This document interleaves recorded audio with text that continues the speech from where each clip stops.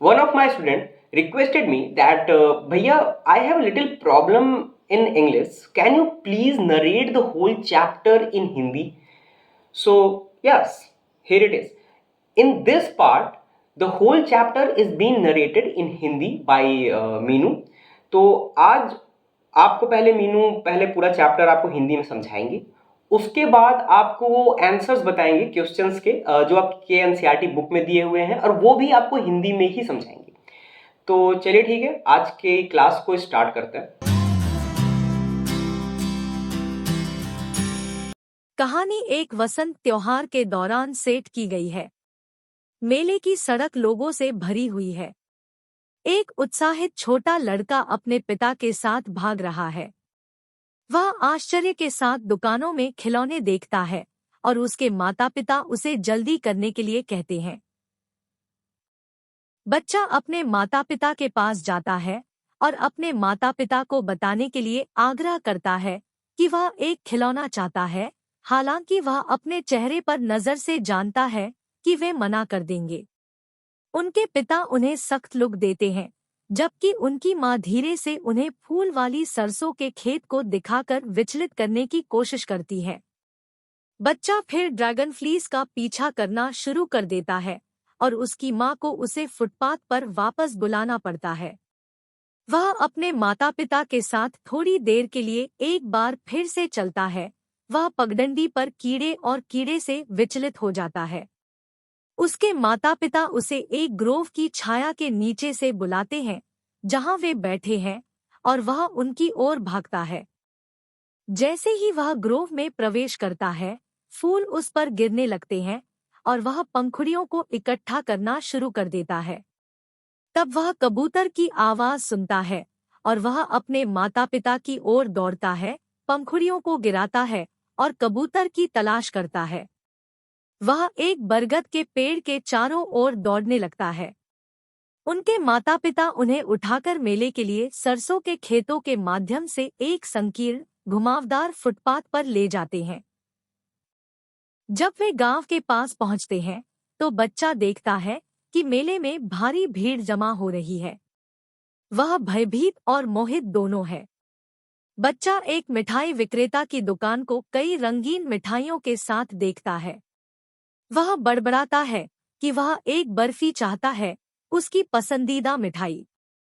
लेकिन वह जानता है कि अगर वह मीठा मांगता है तो उसके माता पिता उसे लालची कहेंगे, इसलिए वह उनके जवाब का इंतजार नहीं करता। वह फिर एक फूल बेचने वाले को गुलमोहर के फूलों की माला बेचते हुए देखता है। वह फूलों से बहुत आकर्षित होता है और धीरे धीरे बड़बड़ाता है कि वह एक चाहता है। लेकिन वह जानता है कि उसके माता पिता कहेंगे कि फूल सस्ते लगते हैं, इसलिए वह उनसे जवाब की प्रतीक्षा नहीं करता और आगे बढ़ता है। आगे बच्चा एक आदमी को कई रंगों के गुब्बारे बेचते हुए देखता है। वह उन सभी को प्राप्त करना चाहता है, लेकिन वह जानता है कि उसके माता पिता कहेंगे कि वह गुब्बारे के साथ खेलने के लिए बहुत पुराना है, और इसलिए वह आगे बढ़ता है।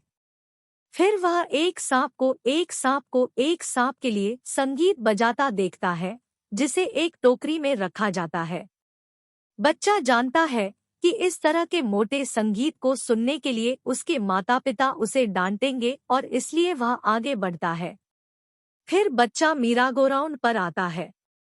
वह बड़े होकर अपने बच्चों को इस पर हंसते और मस्ती करते देखता है। अंत में वह अपने माता पिता से मीरागोराउंड के लिए अनुरोध करता है, लेकिन उसे कोई जवाब नहीं मिलता है। उसे पता चलता है कि उसके माता पिता उसके आसपास कहीं नहीं है। वह घबरा जाता है और अपने माता पिता के लिए रोना शुरू कर देता है। वह डर से दूर हो जाता है और इधर-उधर भागता है, अपने माता पिता के लिए रोता है। उसकी पीली पगड़ी उतर आती है और उसके कपड़े गंदे हो जाते हैं। जल्द ही वह खुद को थका देता है और छटपटाने लगता है। वह पीले रंग के कपड़े पहने लोगों के लिए चारों ओर देखता है, लेकिन वह अपने माता पिता को कहीं भी नहीं पा सकता है। वह फिर अपने माता पिता के लिए लोगों की टांगों के नीचे टहलते हुए एक मंदिर में जाता है। मंदिर के द्वारों के पास भीड़ बढ़ जाती है। यहाँ पुरुष एक दूसरे को धक्का दे रहे हैं और बच्चा आगे बढ़ने के लिए संघर्ष कर रहा है। वह अपने माता पिता के लिए चिल्लाता है और एक आदमी उसे नोटिस करता है और उसे अपनी बाहों में उठा लेता है।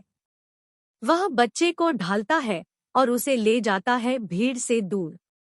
आदमी उससे पूछता है कि वह कौन है और वह वहां कैसे आया। बच्चा अब और भी ज्यादा फूट फूट कर रोता है और अपनी माँ और पिता के लिए रोता है। रोते हुए बच्चे को शांत करने के लिए आदमी उससे पूछता है कि क्या वह मेरी गोराउंड की सवारी करना चाहता है। लेकिन बच्चे का कहना है कि वह सिर्फ अपने माता पिता को वापस चाहता है।